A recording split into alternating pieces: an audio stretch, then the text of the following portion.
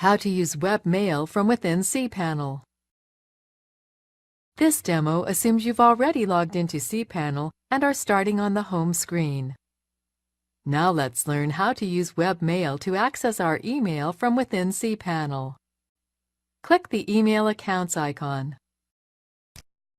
To access Webmail for the main account, you would use this link, but we're not going to do this because we want to access Webmail for a specific account.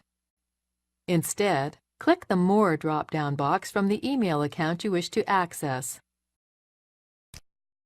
Then click Access Webmail. This is the Horde Webmail main screen, where we can check our inbox and compose a new message. We're not going to get into the specifics of using Horde's Webmail.